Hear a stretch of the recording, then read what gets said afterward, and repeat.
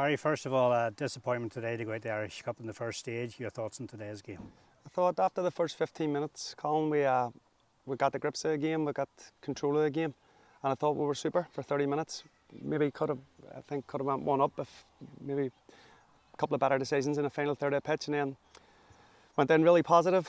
Wanted to do the exact same second half because I thought our game plan, our style of game and game management was very good, but we came out and we showed a naive side to us with not carrying out the instructions of what we're told in the first half. Players taking matters in their own hands, and at the end of the day, you know, when the staff sets up a game plan, we expect the players to stick to it. But unfortunately today, the players maybe got a bit ahead of themselves, which we spoke about after the game. And you see what happens, you know, against a well-drilled and a well-organised and well-established team.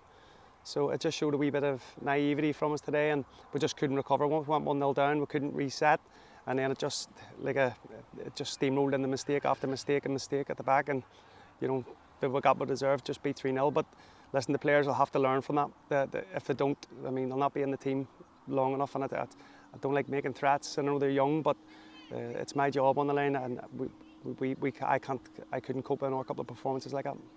The game sort of seemed to turn on sort of the very start of that second half when they got their first goal. The whole game just changed from there. Well, this is it. You know, like I say, we asked the players to do something at the start of the second half. They didn't do it and got punished for it. And then from that, there was just no reset button. Everything just went long. We had another 45 minutes still to play the second half, but there was no patience, there was no passing, there was no sequences of play.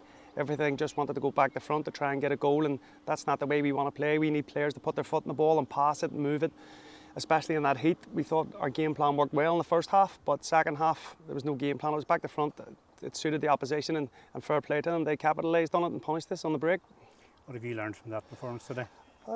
Just the players, when the players stick to the game plan, we actually are competitive. It's when they deviate from it that we look a wee bit naive and a wee bit uncomfortable defensively from it. But listen, it's a learning curve. The Irish Cup, it's one that we wanted to stay in, certainly to try and get a big draw, but we can't turn the clock back, unfortunately. So it's just another 3 nights hard training this week to try and set it right. And obviously with new faces have come in this week, and they'll be announced on Tuesday. So hopefully that'll give us a bit more strength and a bit more steel.